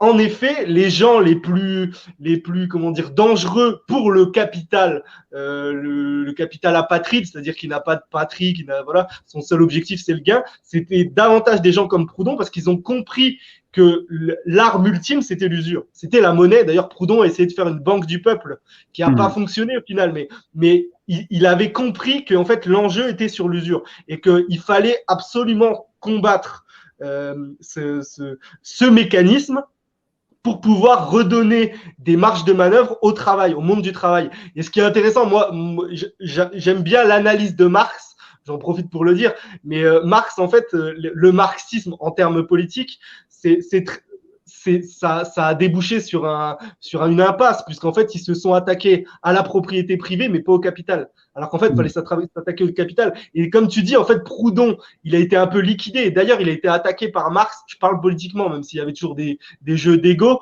Mais en fait, Marx, il est très bon dans la description du capitalisme, parce que c'est lui-même un produit de la dégénérescence du capitalisme. Marx, en fait, c'est un gars qui est subventionné par Engels. Ouais, par son oncle, mais aussi par Engels, qui est propriétaire d'industrie de fabrique de chaussures en Angleterre et en Allemagne. Donc en fait, lui, il est capable de décrire qu'est-ce que c'est l'horreur du salariat et du prolétariat. Donc c'est assez drôle. Et tu l'as très bien dit, Proudhon, en fait, c'est lui qui souligne. Après, tout n'était pas, tout n'était pas juste, mais en tout cas, il a eu des bonnes intuitions. Et tu parles de Silvio Gesell. Silvio Gesell, c'est beaucoup inspiré de Proudhon, je pense de toute façon que tu le sais, et il a eu l'intuition qu'en fait, il fallait vraiment s'attaquer à l'usure pour essayer de solutionner les véritables problèmes. Et c'est intéressant, cette partie-là est intéressante. Juste pour rebondir sur ce que tu viens de dire, ce sont 2 points. Donc, on a fait la révolution, et c'est pour ça que je dis aux gens qui veulent la révolution, mais après, est-ce qu'on est prêt pour la révolution ? Parce qu'on a fait la révolution de 1789, on a zigouillé le roi en 1793, 7 ans après, c'est rien 7 ans dans une vie, dans une histoire. 7 ans après, on a eu la Banque de France, une banque privée, avec pour actionnaire Napoléon, des banquiers, un banquier suisse, et qui nous ont fait croire pendant 145 ans que la Banque de France était la Banque de France, alors que c'était une banque privée, détenue par des intérêts privés. Elle a été nationalisée qu'à la sortie de la guerre, après un cycle usuraire sanglant, une sortie de cycle usuraire sanglant où il y a eu 50 millions de morts. Donc, il faut bien réfléchir. Ça n'a rien de faire la révolution, d'aller dans la violence, si derrière, il n'y a pas un plan. Ça, c'est le premier point. Et le deuxième plan, je pense, c'est Gesell qui nous le donne dans le monde occidental. Moi, en tant que Français, c'est Gesell que je donne tout le temps comme Gesell ou Silvio Gesell ou Silvio Gesell, je sais jamais, vu qu'il est allemand. Mais c'est lui qui donne la solution. C'est que lui, il se dit Proudhon, et il a compris, contrairement aux physiocrates, contrairement à Calvin, il a compris justement que la marchandise et l'argent devaient être mis au même niveau. Mais ce qu'il a essayé de faire, c'est de ramener la marchandise au niveau de l'argent. Et c'est pour ça que sa pensée a échoué. Et Gesell a dit non, c'est le contraire qu'il faut faire. Et ça, c'est un coup de génie. D'ailleurs, Keynes, dans la théorie générale de l'emploi et de l'intérêt et de la monnaie en 1936, il dit de lui que c'est un étrange prophète qui a été injustement méconnu. Mais j'espère que de nos jours, il va être de plus en plus connu. D'ailleurs, il y a eu un film sur lui, je vous invite tous à le voir, pas sur lui, sur une expérience, c'est l'expérience de Wörgl dans un village autrichien du Tyrol. Et justement, c'est un maire qui a voulu, c'était en 1932, qui a éradiqué la pauvreté et le chômage justement grâce à l'idée de Gesell. Et Gesell, en fait, En fait, ce qu'il a voulu faire, c'est de dire, la monnaie, il faut justement l'abaisser au niveau des marchandises. La marchandise, elle est, etc. Elle est périssable, elle peut pourrir, elle peut. Il y a plein de mots qui donnent, tu vois, fondre, être grignoté, s'oxyder. Et donc, il faut faire en sorte que la monnaie doit être oxydable, doit fondre. Et donc, il veut lui enlever sa supériorité à la monnaie et non pas rendre la marchandise supérieure et la ramener au niveau de l'argent. Et en fait, c'est d'une certaine façon ramener la monnaie à l'état d'humain. Parce que nous-mêmes, il y a une horloge et avec le temps qui avance, on perd un peu de notre vie. Et la monnaie, c'est de la même façon, doit perdre un peu. Sinon, celui qui la possède quelque chose qui est inoxydable, comme l'or, et il possède les richesses et il maîtrise les autres. Et donc, c'est ça la solution. Moi, une de mes solutions que je veux vous donner, donc c'est, je pense que je suis pour une monnaie souveraine française. Après, ça peut être répondu si l'idée avance. Il y a une monnaie souveraine française qui doit être proposée au niveau européen. Donc, j'y crois pas à cause des traités européens, parce que c'est pas l'Union européenne des peuples ou des citoyens ou des nations, c'est l'Union européenne des marchés et des banquiers. Donc, je n'y crois pas. Mais d'abord, il faut être de bonne volonté, leur proposer la solution, leur dire, voilà, il faudrait une monnaie souveraine, crypto. On reprend la création monétaire des banquiers. Les banquiers ne créent plus d'argent. S'ils veulent, ils peuvent faire leur magouille ou leur activité pour essayer de faire circuler l'argent. Parce qu'on a besoin que l'argent ne soit pas désorisé et qu'il circule, et prendre, moi je suis contre les intérêts, mais prendre justement des frais plutôt que des intérêts. Donc il y a une grosse différence entre frais et intérêts, c'est que l'intérêt, en fait, il se compose, donc si on prête sur 10-15 ans, on prend énormément d'argent, alors que là, il faudrait faire en sorte qu'ils prennent juste des frais fixes. Donc, ou qu'ils aident les gens à investir dans des véhicules financiers qui soient avec du risque, un peu comme ce que sont les actions. Donc, ça, c'est la première idée, c'est que l'argent soit repris aux banquiers et que la monnaie ne soit créée que par une banque centrale souveraine et pourquoi pas crypto. Alors, il faut faire attention à toutes les questions de transparence, etc. C'est qu'il faut quand même faire en sorte que dans le protocole de la monnaie, la privacy, donc la vie privée des gens soit respectée un maximum. Personne ne doit savoir ce qu'on fait de notre argent. Voilà, il faut que ça soit dans le protocole. Et cette monnaie elle doit être libre de dette, c'est-à-dire qu'elle doit être, c'est ce que j'appelle la dialyse monétaire, c'est-à-dire que on fait cohabiter pendant un moment l'argent dette avec l'argent qui est libre de dette, créé justement par cette entité centrale et injecté dans l'économie, soit sous forme de dividendes social donné à l'État, soit sous forme de monnaie hélicoptère donnée aux gens. Moi, je préfère qu'il soit donné à l'État pour l'action sociale ou pour améliorer l'école ou l'hôpital public. Et petit à petit, une fois que cette monnaie est investie dans la société, on va dire 3% de la masse monétaire par an, petit à petit, en fait, ça va prendre de plus en plus de place et on va dégager la monnaie dette. Mais il y a un danger avec une monnaie qui ne soit pas de la monnaie dette. La monnaie dette, elle a quelque chose de bien, c'est que quand elle est remboursée, elle disparaît. Elle n'existe plus. La monnaie libre de dette dont je viens de parler, créée par une entité centrale de 3% par an de la masse monétaire, elle, une fois qu'elle est créée, elle est là à vie. Elle ne disparaît jamais. Et donc, pour donner l'exemple que je donnais tout à l'heure, si on rembourse toutes les dettes, la monnaie ne disparaît pas. Pourquoi ? Parce que cette monnaie ne disparaîtrait pas. Elle sera possédée par les gens. Et donc, pour qu'elle circule dans l'économie, il faut pénaliser ceux qui la possèdent et en excès. Donc, au-delà d'une certaine somme, 5, 10, 20 000 euros, c'est à nous de décider collectivement. Et au-dessus de 20 000 euros, on prend un tout petit peu, 1 centime par jour de la semaine, donc pas le week-end. Donc, on vous laisse tranquille le week-end avec votre argent. Par jour de la semaine, au-delà d'un certain montant, est-ce que ça fait à peu près du 2,6% par an. Donc, quelqu'un, on va dire, si le coussin de sécurité autorisé, c'est 10 000 euros, quelqu'un qui a constamment 20 000 euros sur son compte, constamment, qui dorme, ne paye que 260 euros de taxes par an. Par contre, en échange, parce qu'il faut des contreparties, et on parlait de saint Thomas d'Aquin et de la justice, il faut qu'il y ait de la justice. Si on introduit cette taxe, qui existe déjà d'ailleurs, c'est l'inflation, et juste qu'elle profite aux plus riches, c'est tout. Là, ce qu'il y a, c'est que cette taxe va profiter aux plus pauvres. On va la donner aux plus pauvres, on va rééquilibrer. Mais en échange, on annule, on supprime l'impôt sur le revenu du travail, c'est-à-dire l'impôt sur la sueur. Et pourquoi je dis ça? Parce que justement, cet impôt qu'on croit éternel, qui a toujours existé, n'existe que depuis 1912, 1913 aux US et 1914 en France. Pourquoi? Pour payer les intérêts de la dette, justement à la Fed, qui était une banque privée, et pour la France, pour payer les banquiers qui avaient subventionné par la dette notre guerre sanglante. Ils ont subventionné nos morts, en gros. C'est très intéressant, Anis. Je vais me permettre de rebondir sur ce que tu as dit, parce que moi, concrètement, alors, ce que tu exposes, c'est très intéressant parce que ça rejoint la monnaie fondante de Geisel, en fait.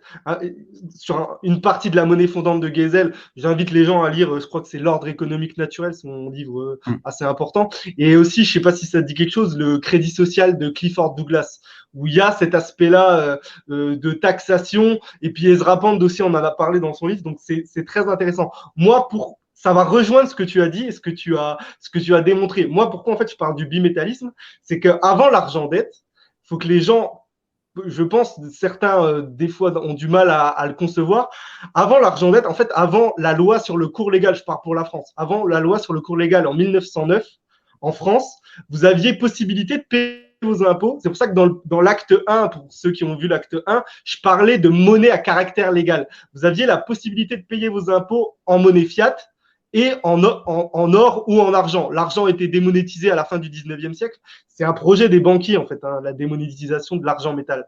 Et moi, pourquoi, en fait, quand je dis je suis pour le bimétallisme, je suis pas pour que demain, on se promène avec des pièces d'argent, ce serait sympathique, hein, mais des pièces d'argent et d'or dans le porte-monnaie. Je suis, en fait, pour encadrer la création monétaire et pour la monnaie, avant qu'on bascule dans la toute-puissance des banques centrales. Tu l'as très bien dit, c'est 1914, en fait. La création de la Fed et la Première Guerre mondiale, qui a été une boucherie ignoble et diabolique, c'est en fait, ça coïncide avec la toute-puissance des banques centrales et pour moi, la toute-puissance de la City. Toi, tu vis à Londres, donc tu la côtoies la City, mais je veux dire, c'est avant, il y avait la possibilité, il faut que les gens le comprennent, vous aviez la possibilité de payer vos impôts en or et en argent. Et il y avait aussi la possibilité pour les entreprises, c'est ce qu'on appelle le marché des effets réels. Renseignez-vous sur ce phénomène-là. Il y avait la possibilité pour les entreprises de payer sur la production à l'instant T. Maintenant, c'est la production à venir, c'est le PIB en fait. Et il y a quand on a démonétisé l'or, notamment pendant la Première Guerre mondiale, c'est ça qui a permis à la Première Guerre mondiale qu'elle dure très longtemps. Parce qu'en théorie, la France aurait dû faire faillite ou l'Allemagne aurait dû faire faillite. C'est la planche à billets, c'est la monétisation par la toute-puissance des banques centrales, la création de la Réserve fédérale américaine en 1913, comme tu l'as très bien dit. Et en fait, moi, je pense que j'ai un chapitre dans mon livre qui s'appelle « Est-il possible d'abolir l'usure, d'interdire l'usure ?» Je pense qu'en fait, non, c'est pas possible. Tu l'as très bien, je pense qu'on l'a décrit. L'avidité et la cupidité, c'est dans les hommes. Je pense, moi aussi, je sais que toi, tu es un adepte de Rousseau, je pense qu'on est pur. Quand je veux dire, quand on est NAIT, quand on vient au monde, on est pur. Après, il y a des choses qui nous corrompent. Et on a été peut-être un peu trop spirituel, mais le monde dans lequel on est, quand on a la foi ou qu'on est du monde traditionnel, on sait que le prince de ce monde, c'est des entités qui nous mènent vers des bas instincts, on pourrait dire. Donc je pense que la cupidité et l'avidité, on pourra pas les briser entre guillemets. Mais par contre, il faut fortement les encadrer et les enchaîner. Donc toi, ce que tu préconises, c'est intéressant, puisqu'en fait, c'est profiter d'une certaine manière d'une réalité qui est la thésaurisation. Mais moi, ce que je veux dire, c'est que si on réintroduit, je ne dis pas d'abandonner la monnaie fiat. La monnaie fiat, c'est une innovation qu'on ne pourra plus on pourra pas s'en passer. Mais si on réintroduit l'or et l'argent servent à éteindre la dette.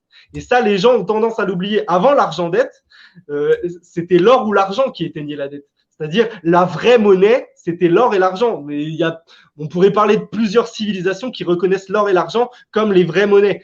Bon, moi, c'est ma conception. Moi, je ne dis pas aux gens, faut justement la monnaie fondante. Tu as parlé de monnaie fondante. Les Romains, l'Empire romain, qui a créé le denarius aureus, voilà, l'or, l'argent, le bronze. Et puis après, dans le monde, par exemple, oriental, arabo-musulman, c'était plus le cuivre, il me semble. Et ben, ce bimétallisme qui a été le standard le plus utilisé pendant au moins 3000 ans, qui a été utilisé pendant 3000 ans, il avait aussi une vocation, c'était possible de rendre la monnaie fondante, même si c'était pas une monnaie papier. Donc après, je vais pas, parce que là le temps passe, donc voilà. Mais moi, personnellement, je pense que réintroduire la notion de bimétallisme dans le système financier et même au niveau national, c'est-à-dire du jour au lendemain, la France, on est hyper endetté. Tu le dis toi-même dans tes threads Twitter. En fait, on paye les intérêts des intérêts. C'est un système, quand je vois des économistes dits sérieux comme Jacques Sapir, que j'aime beaucoup sur certaines analyses, qui nous disent que c'est pas grave de s'endetter parce que les taux sont bas, je comprends pas, parce qu'en fait, comme tu l'as dit, c'est un système en fait vicieux qui nous emmène vers la spoliation et vers la destruction. Donc en fait, ce que je veux dire, je me suis perdu, mais ce que je veux dire, c'est que si on réintroduit l'or et l'argent métal, même au niveau national, on peut, par exemple, si on émet des obligations adossées sur nos stocks d'or ou sur les stocks d'argent, l'argent est complètement démonétisé. Mais si on émet des obligations, il est possible de liquider une partie de notre dette. Et ça, je veux que les gens en prennent conscience. Toi, tu es parti sur une option crypto. Alors moi, c'est vraiment mon côté peut-être vieux, tu vois, je suis un vieux jeu, soit parce que je maîtrise pas forcément le côté blockchain, crypto. Moi, je pense par exemple que le Bitcoin est une fraude.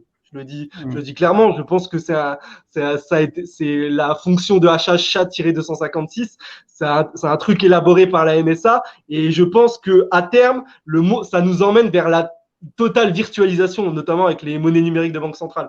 Mais c'est pour ça que moi, je vais plus sur le côté. C'est peut-être, je veux dire, anachronique ce que je propose. Mais moi, je propose de rembobiner la pelote de laine, en fait. C'est-à-dire aller vers, retourner vers plus de concret. Voilà. Après, je vais te laisser quand même terminer, parce que ce que tu as dit sur l'aspect thésaurisation, où pour toi, c'est plus grave que l'usure, c'est intéressant, parce que quand tu parles justement du système monétaire et de l'ordre naturel, tu dis que la monnaie c'est du sang, et c'est intéressant. Je te laisse finir, Anis, si tu le veux bien. Alors, je vais juste rebondir sur tout ce que tu as dit. Déjà, premièrement, dans le monde arabo-musulman, déjà c'est pas des Arabes, mais il y avait l'akché qui était une pièce d'argent et qui a justement accompagné l'Empire ottoman pendant quasiment 6 siècles. Voire plus, même 7 siècles. Et justement, eux ont compris un truc très, très simple. Et donc, c'est justement la dévaluation. Donc, la pièce a commencé, elle faisait 1,12 grammes. Elle a fini, même pas après 2 siècles, 2-3 siècles, elle faisait 0,32 grammes. Voilà.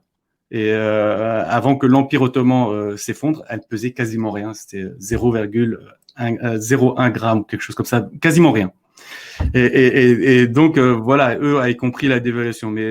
Et bien avant eux, c'était plutôt le dinar qui est justement tiré du denarius, c'est la même racine, ou le dirham qui était une pièce d'argent.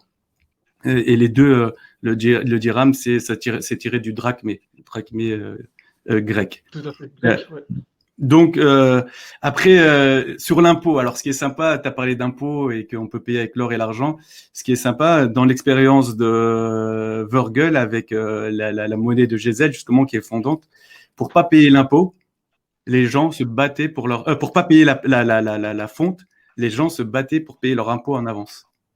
Donc ça donne un financement gratuit à l'État. Parce qu'ils y vont et ils payent leur impôt parce qu'ils veulent pas payer la fonte, et je trouve ça magique. Et en fait, les gens me disent, mais si on interdit l'usure, mais pourquoi les gens prêteraient? Je vous promets, si vous avez quelqu'un qui veut thésauriser de l'argent sur 10 ans parce qu'il a une retraite qui arrive et qui a son neveu qui vient et qui dit, j'ai une idée, je veux ouvrir un salon de coiffure, il me faut 15 000 €, est-ce que tu peux me les prêter? Pas je te les rends.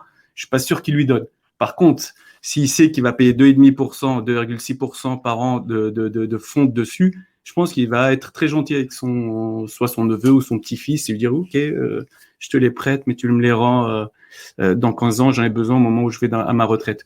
Et donc ça, c'est un peu son histoire d'impôt qui m'a rappelé ça. Pourquoi moi, j'aime pas l'or? Alors, c'est un métal noble, etc. Parce qu'en fait, il y en a en très peu de quantité. Et je l'explique tout le temps, si on remet tout le temps tout l'or du monde qui a été créé, qui a été produit, et ils disent produit, mais moi je vais en dire extrait, depuis la nuit des temps, en fait, ça tient dans un tout petit cube qui fait 21 mètres de côté. Vous vous rendez compte, 21 mètres d'arête pour tout l'or du monde, donc c'est rien du tout. Et je me dis que c'est comme le Bitcoin, il est en quantité limitée, et on sait qu'il y a quelqu'un qui a 8% du Bitcoin. Ici, les US, ils avaient 13% 13 à 14% de tout l'or du monde. Ils ont réussi à imposer Bretton Woods et le dollar imposé, adossé à l'or. Et donc, c'est ce que disait Giscard d'Estaing, ça leur a donné un pouvoir exorbitant. Et donc, c'est pour ça que je suis pas trop pour l'or. Alors, attention, moi, quand je parle d'une monnaie souveraine, c'est pas une monnaie banque centrale, c'est une monnaie citoyenne et souveraine. C'est-à-dire, oui, il y a une entité centrale qui suit les choses, mais le protocole est signé et voté par nous. C'est-à-dire que si nous, on décide qu'il y ait une fonte de 2,6%, si on décide qu'il y a une création monétaire limitée à 3% par an, et que si on veut changer la donne au cas où il y a une crise sanitaire comme le coronavirus, et on dit attention, là, il y a à peu près 200 milliards qui sont thésaurisés par les 10% les plus riches et par les milliardaires, donc on va augmenter la fonte pour financer périodiquement la fonte pour financer justement l'activité, eh ben, c'est quelque chose qui est possible, mais il faut que ça soit périodique et il faut que ça soit voté. Et donc, il faut à chaque fois qu'on retourne à ces 2,6%. Pareil, si un jour il y a un énorme boom démographique, il faut créer plus que les 3%. Si c'est voté démocratiquement, pourquoi pas? Mais il faut que ça soit très encadré, mais c'est une monnaie démocratique. C'est pas une monnaie centralisée. C'est une monnaie plutôt décentralisée, c'est-à-dire que chacun, un citoyen, a un droit de vote. Et le truc dont je voulais parler, et pourquoi alors la monnaie dette est une solution, on peut aussi l'expliquer ou en faire la démonstration par ce dont tu as parlé, la dette publique qui est justement des intérêts sur des intérêts. En fait, si la Banque centrale, donc la Banque de France, depuis 1974, depuis le première année où on a commencé à avoir justement des déficits, si la Banque de France avait prêté sans intérêt à l'État, sachant que la Banque de France appartient à l'État à 100%, nous n'aurions pas eu de dette publique quasiment. On n'aurait que 20% du PIB en dette publique au lieu de 80%. Et donc, l'idée, c'est de dire, de reprendre un peu cette idée-là, ou encore plus loin, c'est-à-dire, on reprend l'idée de Maastricht et de la BCE qui disent, parce qu'ils savent que sans dette publique, les riches ne s'enrichissent pas. Les dettes, dans la monnaie dette, la dette des uns est la richesse des autres. Alors que c'est pas vrai dans la monnaie libre de dette que j'ai exposé tout à l'heure, que ce soit l'or. Par exemple, quelqu'un qui a de l'or, il y a personne qui a moins de l'or de l'autre côté. Il y a quelqu'un qui a 0 peut-être, mais pas moins de l'or. Alors que dans la monnaie dette, quelqu'un qui a 100 000, il est sûr et certain qu'il y a quelqu'un d'autre qui a moins 100 000 en moyenne. Et donc, l'idée, c'est de dire on va reprendre l'idée de Maastricht. Oui, vous êtes malin, vous avez dit qu'on avait le droit à 3% de déficit, etc. Mais pourquoi donner le droit à 3% de déficit et de passer par les marchés financiers? On va faire 3% de subvention. Et comme ça, c'est encore mieux, il n'y aura jamais de dette. Et en plus, on va subventionner l'État. Donc, il aura une quantité limitée de 3% de masse monétaire par an, ce qui va lui permettre d'alléger les impôts qui sont payés quasiment par les classes moyennes via la TVA, etc., ou via la classe supérieure via l'impôt sur le revenu, parce que les très très riches ne payent pas d'impôts. Donc voilà, je voulais rebondir sur le déficit. Et enfin, quand tu parles d'avidité et cupidité, ça me parle beaucoup parce que justement, le modèle que j'ai construit, je l'ai construit à partir de l'idée de boule de Swift et justement sur les caractères humains. Et que malheureusement, il ne faut pas se fier aux apparences et ceux qu'on croit être la high society, donc les énarques, les polytechniciens, les gens des médias, en fait, c'est peut-être les gens les plus vils. Et ça m'a donné, justement, c'est grâce à l'histoire de boule de Swift, l'histoire de Maupassant, que j'ai eu cette idée justement de travailler sur les caractères humains pour voir quel est le meilleur modèle possible. Et la cupidité était justement de ces mâles que nous vivons aujourd'hui, et de la même façon l'avarice. Et pour moi, l'avarice qui est la thésaurisation, la cupidité qui est justement l'usure. Et pour moi, l'avare et le cupide ont fait une sainte alliance dans ce monde-là, ce monde moderne, et l'un travaillant l'argent des autres, gagnant avec intérêt, et au final, qui est perdant, ce sont les optimistes et les gens normaux. Et donc, tu as raison, il faut aussi que les gens se remettent en question et qu'ils comprennent que le banquier est riche du vol de notre temps. Ok, ça c'est sûr, c'est sa responsabilité et c'est lui le méchant là-dedans. Mais aussi, il est riche de notre impatience. C'est-à-dire que oui, on prend des crédits des fois parce qu'on est dans la merde, mais beaucoup de fois parce qu'on veut le dernier iPhone, la dernière voiture, alors que tout fonctionne à peu près bien. La facilité. Voilà, et donc il est riche de notre impatience. Et donc peut-être qu'il faudrait qu'on apprenne à redevenir patient. Et justement, je lis énormément la masse monétaire, la dépense, le crédit à l'écologie. Comment on veut être écologique si on a une monnaie qui ne peut que croître? Et quand on annule un crédit, il faut impérativement qu'il y ait plus de crédit et encore plus pour payer les intérêts. Donc on a cette boule de neige. Et donc tous ceux qui veulent être écologistes, qui nous disent qu'il faut mettre nos plastiques là et nos légumes là, etc. Je pense que c'est la plus grosse blague qui soit, tant qu'ils n'ont pas attaqué la monnaie de dette, qui est justement une monnaie exponentielle. Très bien, Anis. Bah, je vais me permettre juste de conclure. Après, tu pourras reprendre la parole après. Je vais juste rebondir sur ce que tu as dit, puis préciser ce que moi je préconise. Enfin, je préconise modestement, hein, mais par rapport à mes travaux. Moi, en fait, je suis un partisan de l'argent métal. Tu t'as parlé de l'or. Évidemment qu'en fait, quand on est pro-bimétalliste, l'or, c'est la monnaie, comme disait JP Morgan. La monnaie, c'est l'or, le reste, c'est du crédit.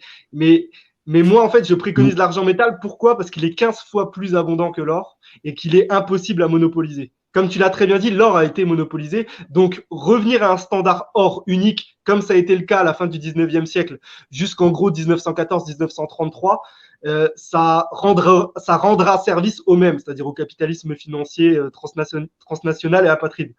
Et ce que je voulais dire, c'est pour terminer et que les gens gardent espoir, c'est qu'il est possible, en cette période, on le voit, il y a de plus en plus d'initiatives, et comme sur Prenez Place, ça a été pas mal animé par Louis Fouché, j'en profite pour lui rendre hommage. Il dit qu'en fait, ils veulent réécrire le contrat social, c'est-à-dire l'élite ou les gens, comme tu l'as dit, les politiques qui sont payés par des gens qui sont plus dans l'ombre, ils veulent nous imposer un modèle de société, réécrire le contrat social. Le contrat social, c'est possible que nous, on propose quelque chose et qu'on aille vers une société qui soit meilleure. On a parlé de cupidité, d'avidité et d'aller plus vers une société de justice et d'équité. Il y a une multitude de solutions à l'usure. L'usure n'est pas une fatalité. Comme tu l'as dit, il y a plein de gens qui vont nous dire oui, mais alors quel sera l'intérêt des gens pour prêter? En fait, comme tu l'as très bien décrit, c'est un cycle économique et on peut mettre un terme à ce cycle économique, notamment par le circuit du Trésor, comme tu l'as dit, les avances de la Banque de France, comme c'était le cas après malheureusement la Deuxième Guerre mondiale et la période gaulliste et les 30 Glorieuses. Il y avait un circuit du Trésor qui a permis de construire une société qui était celle de nos grands-parents ou de nos parents ou de nos arrière-grands-parents et qui était d'une société en tout cas meilleure, pas idéale. Faut jamais idéaliser les choses. On est humain, donc il y a forcément il y a du bon et du mauvais, mais en tout cas c'est possible. T'en as fait part toi avec tes solutions, moi aussi. En tout cas, c'est possible de remettre en question ce système usuraire et la plutocratie généralisée et qui vise à détruire et à niveler tout. Je pense que, en tout cas, ce débat, j'espère que les gens auront été intéressés et puis vont aller lire, parce qu'en fait, ce qui compte, c'est d'aller lire soit le travail d'Anis ou les auteurs qu'on a cités. Et j'encourage les gens à se poser les bonnes questions et à s'intéresser à la question monétaire, qui est en réalité assez facile. Il y a beaucoup de gens des fois qui font des complexes. Je pense, toi, tu le sais, on a cité Aristote. Lisez Aristote et vous allez comprendre pas mal de choses. Aristote, c'est pas l'alpha et l'oméga, c'est pas parole d'évangile. On a parlé des évangiles aussi, mais c'est quelqu'un qui vulgarise assez bien, comme Anis, je pense. Et intéressez-vous aux bons auteurs, Silvio Gesell. Et il est possible de construire un monde à côté de l'usure, en tout cas. Peut-être pas sans, mais à côté. Moi, si je pouvais conseiller aussi un livre, ça serait. C'est marrant parce que normalement, avant les brigands, quand ils allaient attaquer une diligence, ils disaient la bourse ou la vie. C'est en gros, tu me donnes ton argent ou je te prends la vie. Et il y a un livre de Jacques Le Goff, c'est la bourse et la vie. C'est-à-dire qu'en gros, les banquiers, ils nous prennent et l'argent et notre vie. Et donc, c'est un historien du XXe siècle. Il est mort au XXIe, mais il a fait son œuvre au XXe siècle. Et il s'attaque justement au Moyen Âge, à la pensée scolastique, etc. Et c'est un livre qui est assez bien fait et bien référencé. Donc, je vous conseille ce livre, La bourse et la vie. Et oui, il faut toujours garder espoir. Et la meilleure façon de garder espoir, c'est de temps en temps, bon, là, on parle, toi et moi, de façon, on va dire, pour un niveau national, c'est-à-dire essayer de parler à tout le monde. Mais là où on trouvera le bonheur, je pense, c'est autour de nous, la famille, les amis, les voisins, les collègues. Et justement, je pense qu'une des clés du bonheur, c'est justement d'essayer de décentraliser ce monde, de s'occuper un peu plus des gens qui sont autour de nous et d'essayer de faire le bien et d'être solidaire. Et je pense que si on crée cette solidarité locale et qu'on ajoute à cela un peu de patience, mais pas beaucoup, juste un peu. Je sais que l'être humain court toujours, aime courir et aime le progrès. Justement, si on arrive à mettre en place ça, il y a des solutions et elles vont arriver d'elles-mêmes. Et il faut toujours garder l'espoir. Très bien. Ah, super. Merci Marc-Gabriel, c'était très intéressant. Merci Anis. On est limité par le temps, je pense qu'on aurait pu parler pendant 5 heures. Ouais. Je pense aussi. Merci à toi, puis à bientôt, j'espère. Merci à tout le monde. Bonne soirée à tous. Merci à vous.